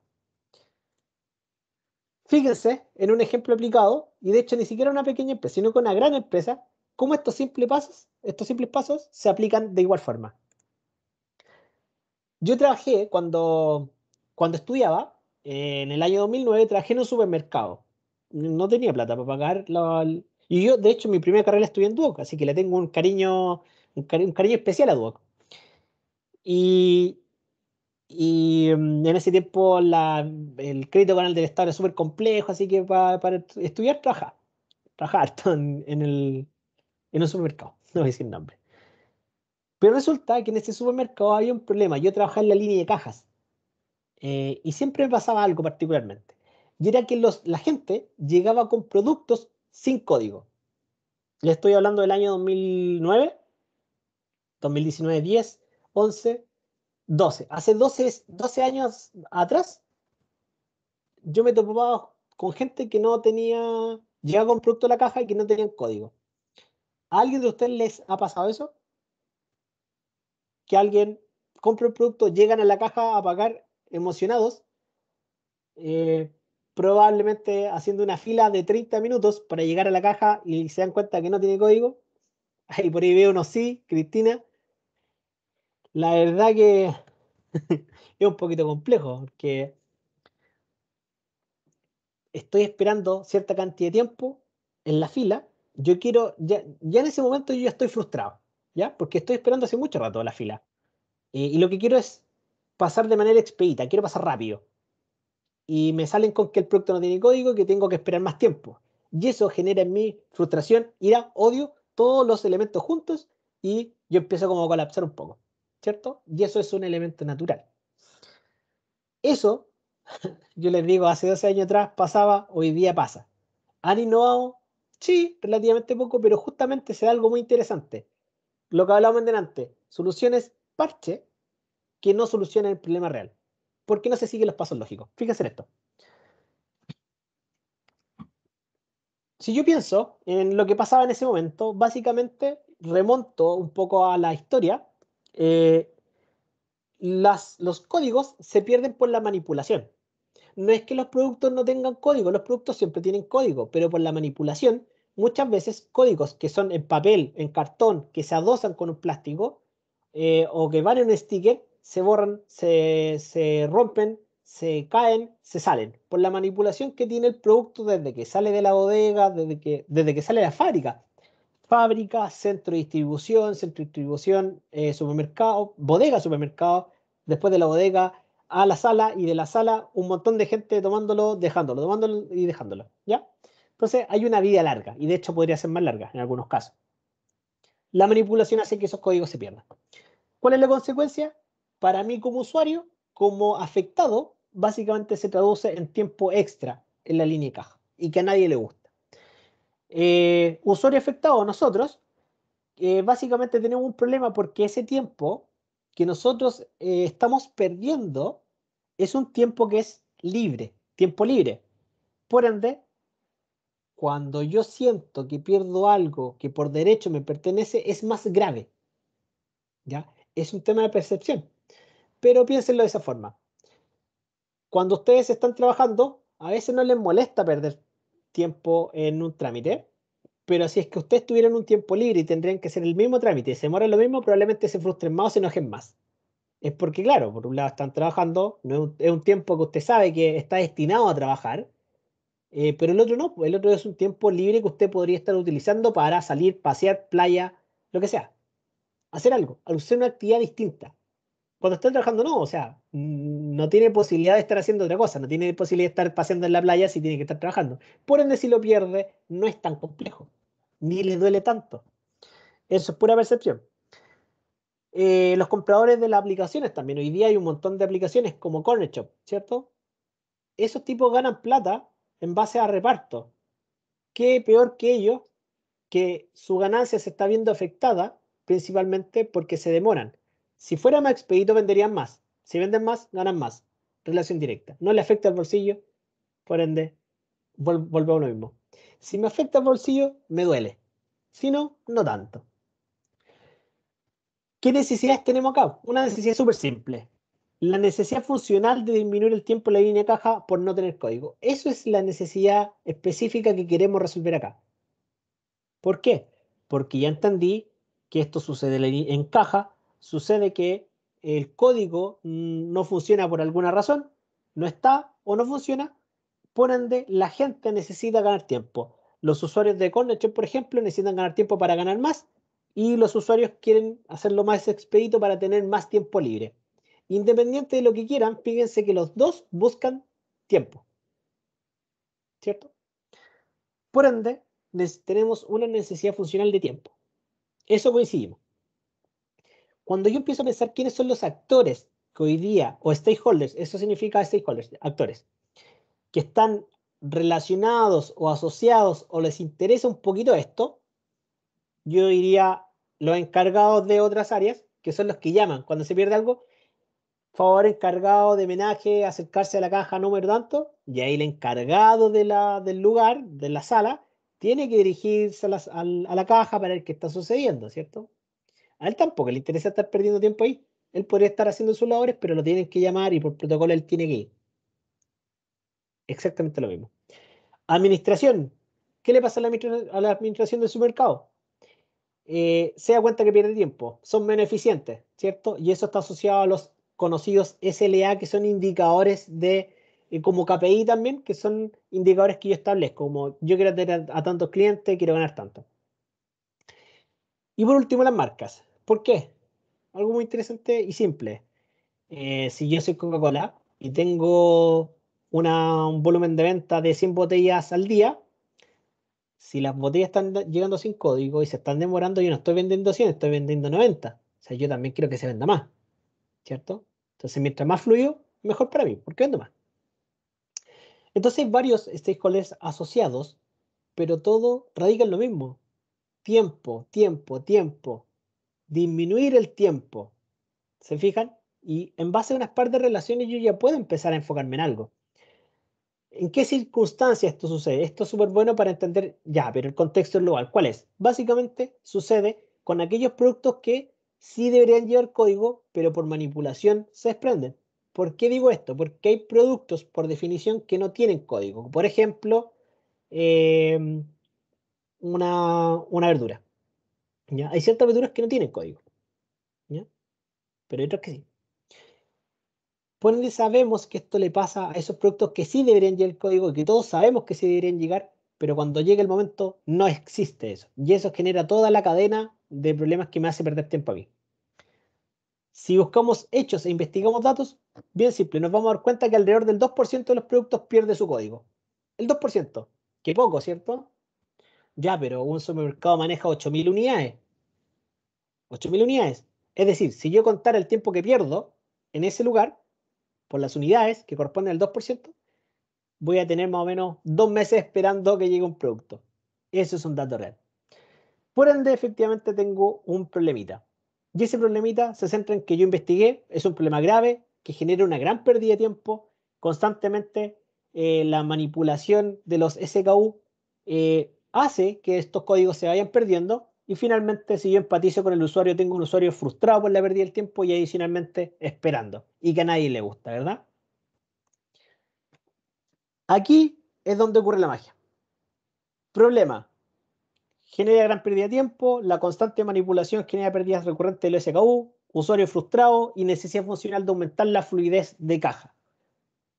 Por ende, la oportunidad que surge es decir, hay que aumentar la fluidez en la línea de caja. Ojo con eso, es aumentar la fluidez.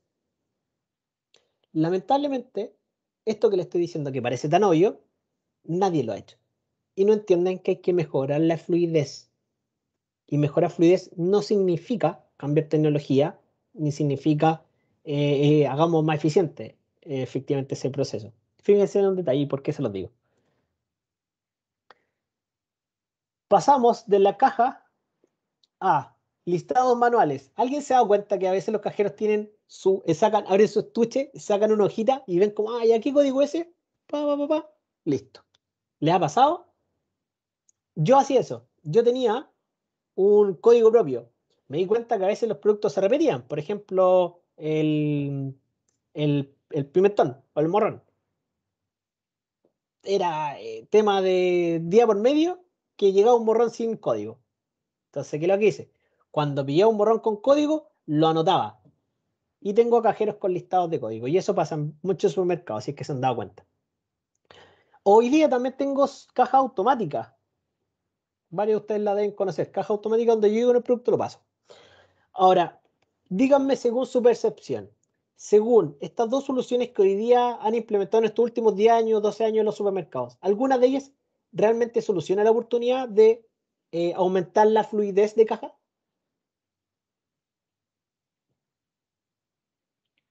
¿Los escucho, los leo?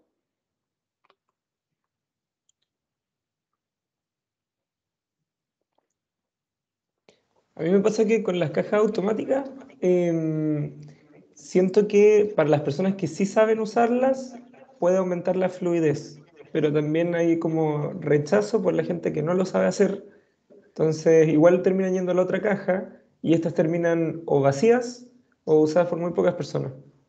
Claro. Y la persona que no sabe te atranca la fila y por último a veces termina esperando más de lo que realmente debería. O si Claro, llegas a la caja automática y tu producto no tiene código, te pasa lo mismo. sí. Y es peor porque ahí no hay cajero que te ayude. Como, ¿qué hago ahora? Estoy como en esa lógica, ¿qué hago? Y lamentablemente hoy día, si yo me pongo a pensar fríamente como si es que realmente esto se está siendo solucionado, desde una mirada muy particular en todo caso, yo creo que no. O sea, no se ha entendido que se necesita mejorar la fluidez. Ahora, fíjense en esto.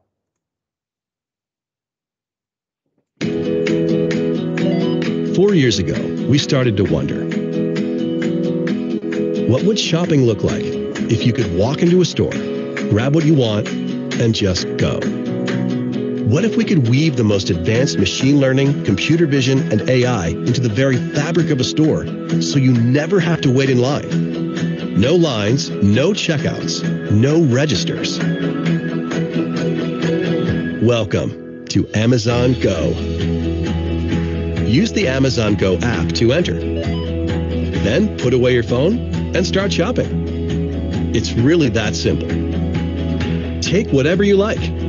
Anything you pick up is automatically added to your virtual cart. If you change your mind about that cupcake, just put it back. Our technology will update your virtual cart automatically. So, how does it work? We used computer vision, deep learning algorithms, and sensor fusion, much like you'd find in self-driving cars. We call it Just Walk Out technology. Once you've got everything you want, you can just go. When you leave, our Just Walk Out technology adds up your virtual cart and charges your Amazon account. Your receipt is sent straight to the app, and you can keep going. Amazon Go. No lines, no checkout. No, seriously.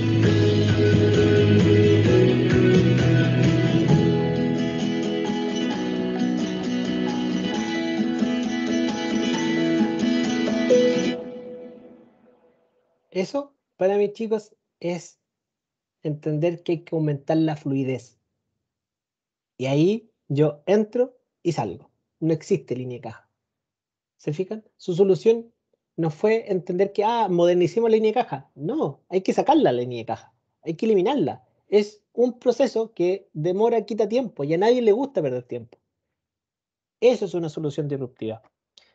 Decía que iba a estar en el 2017. Ese video es de ese año cuando salió el tráiler. Bueno, hoy día ya existen 22 tiendas en 4 años. Es algo que está creciendo un montón. Genera casi un 95% de ahorro en el tiempo. Mientras, fíjense, mientras un cajero atiende a una sola persona en un carro lleno, en Amazon Go se podrían atender 120 carros al mismo tiempo, porque básicamente sería entrar, llenar el carro y salir. O sea, mientras, imagínense, sería como competir. Amazon Go, un cajero normal va a atender a una persona y por ahí van a estar pasando 120 carros todo lo que se muere un carro lleno. Así de fuerte es, casi 120 o 120x de velocidad. Eso es entender que yo necesito mejorar y aumentar la fluidez. No se trata del código, se trata de eliminar eso. Y es solamente haciendo ciertas asociaciones. Y con eso les quiero invitar finalmente a que no se necesita ser experto, chicos, para poder innovar. No se necesita conocer una metodología en especial y no se necesita ser experto.